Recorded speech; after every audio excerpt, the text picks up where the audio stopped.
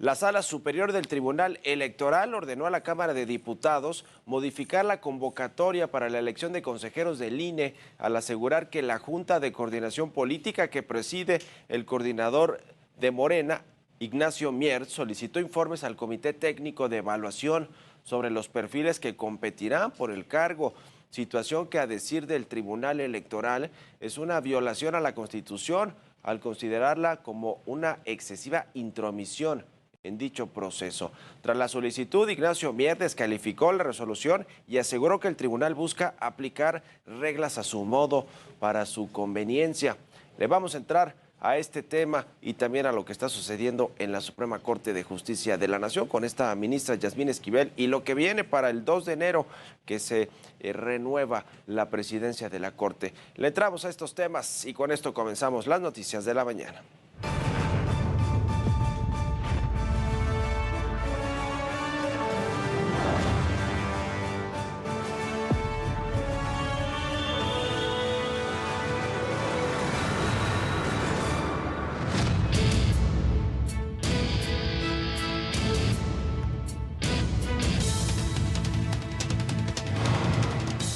Magistrado Felipe de la Mata Pizaña. De acuerdo.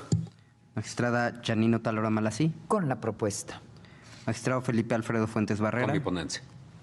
Magistrado Presidente Reyes Rodríguez Mondragón. A favor. Magistrado Presidente, le informo que el proyecto de la cuenta ha sido aprobado por unanimidad de votos. Gracias, secretario. En consecuencia, en los juicios para la protección de los derechos político-electorales de la ciudadanía 1479 y 1480, ambos de este año, se resuelve. Primero, se acumulan los juicios referidos. Segundo, se revoca en la materia de impugnación el acuerdo controvertido para los efectos precisados en la ejecutoria. Tercero, se vincula a las autoridades competentes en términos de la sentencia. Fue así como los magistrados del Tribunal Electoral del Poder Judicial de la Federación, en una sesión extraordinaria y por unanimidad, revocaron el acuerdo de la Junta de Coordinación Política de la Cámara de Diputados, por el que se emite la convocatoria para elegir a los 4 perfiles que sustituirán a los consejeros del Instituto Nacional Electoral que van a dejar el cargo en abril del próximo año. Entre ellos está el actual presidente del INE, Lorenzo Córdoba, también Ciro Murayama, otro de los más polémicos consejeros del INE y también pues muy vocales en términos de la defensa de este instituto.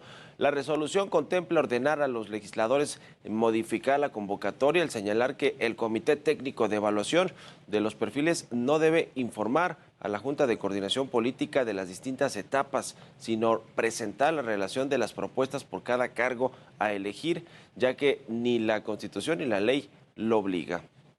Y hay que recordar que hace apenas un par de semanas la Cámara de Diputados aprobó un acuerdo para la designación del Comité Técnico de Evaluación que se encargaría de la designación de las consejeras y consejeros del INE. Pero ¿qué es lo que estipula este acuerdo? Aquí le platico los detalles. Fue el pasado 13 de diciembre cuando la Cámara de Diputados aprobó con 449 votos a favor, 0 en contra y 0 abstenciones un acuerdo para la designación del Comité Técnico de Evaluación, mismo que estaría encargado de la elección de consejeros y consejeras electorales del INE. El acuerdo señala que este comité estará integrado por 7 miembros. 2 nombrados por la CNDH, 3 por la Junta de Coordinación Política en la Cámara de Diputados y 2 más por el Instituto Nacional de Transparencia y Acceso a la Información.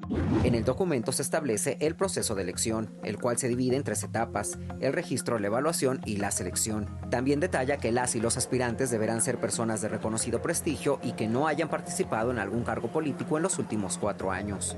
Otro de los puntos del acuerdo señala que una vez cerradas las listas con los nombres de los aspirantes, el Comité Técnico deberá enviar toda la documentación recibida y generada por dicho proceso a la Junta de Coordinación Política para su resguardo dentro de los 15 días posteriores a que se reciban las listas de los candidatos. El documento aclara que cualquier queja, modificación o interpretación que interfiera en el proceso será resuelto por la Jucopo, por lo que exhorta a la Cámara de Diputados a brindar el apoyo jurídico que requiere el Comité Técnico de Evaluación. Israel Morales, Heraldo Televisión. Y durante la sesión, los 4 magistrados que integraron esta sesión extraordinaria expusieron los motivos del por qué se deben dejar sin efectos este acuerdo que celebró la Junta de Coordinación Política en la Cámara de Diputados. Esto es parte de lo que comentaron. La inconstitucionalidad del deber del Comité Técnico de presentar 2 informes a la Jucopo relativos al cumplimiento de requisitos formales y a las personas mejor calificadas para conformar las quintetas respectivas.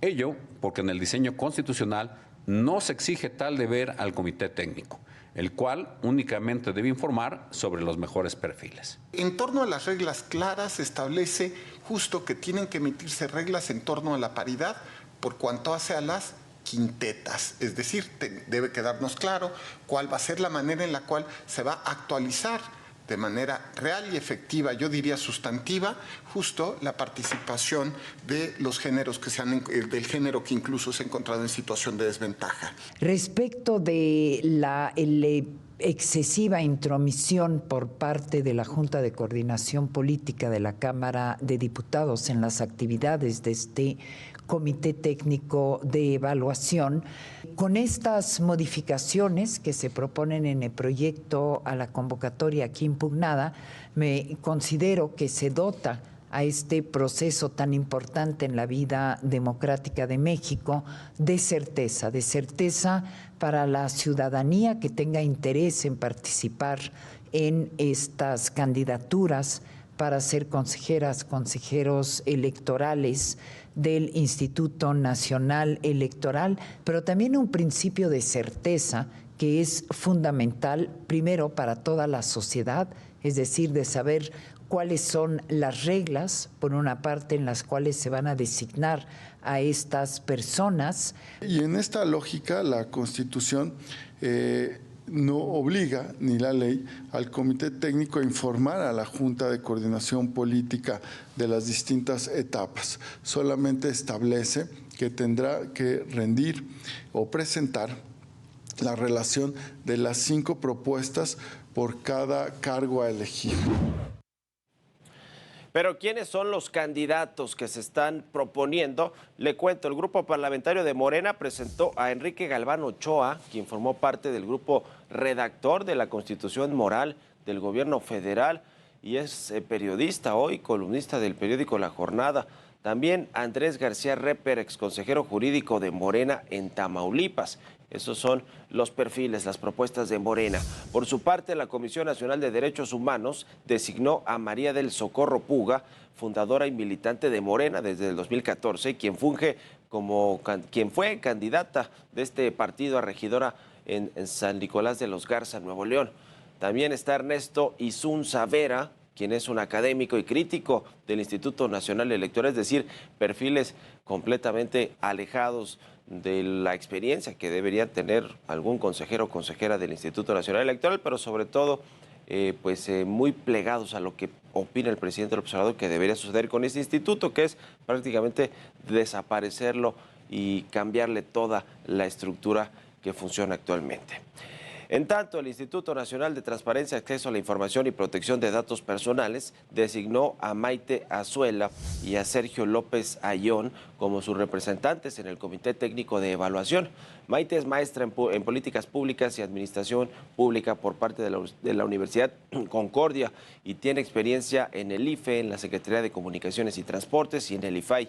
Por su parte, Sergio López es profesor investigador de la División de Estudios Jurídicos del CIDE, institución de la cual también fue director. Por lo menos estos 2 perfiles más académicos, sí, pero con experiencia también, por lo menos en lo que tiene que ver con asuntos electorales o de transparencia, pues se ve que tienen más experiencia, más tablas, vamos a decirlo así, para ser consejeros del INE. Pero ¿quién está proponiendo estos 2? Pues un instituto, un organismo autónomo como el Instituto de Transparencia.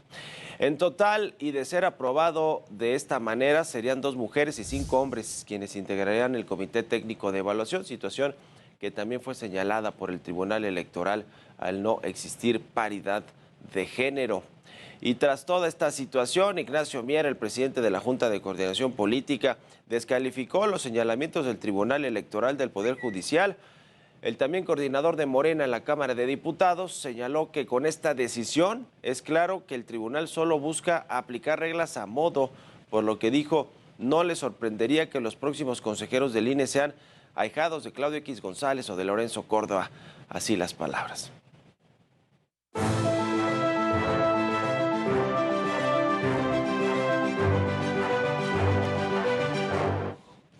Pues viene para el próximo año varias decisiones importantes de distintos órganos que son muy relevantes para la vida pública de México. Uno de estos, por supuesto, la elección de los 4 consejeros del Instituto Nacional Electoral en abril del próximo año. Primero, pues para saber quiénes van a palomear estos perfiles o quiénes van a revisar que los perfiles de los consejeros o consejeras que se propongan pues sean los adecuados para estar en estas decisiones importantes del Instituto Nacional Electoral. Luego, sobre todo, de esta reforma, el plan B de reforma electoral que ya se aprobó en el Congreso de la Unión, en la Cámara de Diputados y en la Cámara de Senadores, y que, bueno, pues comenzará a aplicarse a la brevedad. También están otras decisiones importantes, además de estos 4 consejeros que se van a elegir en abril.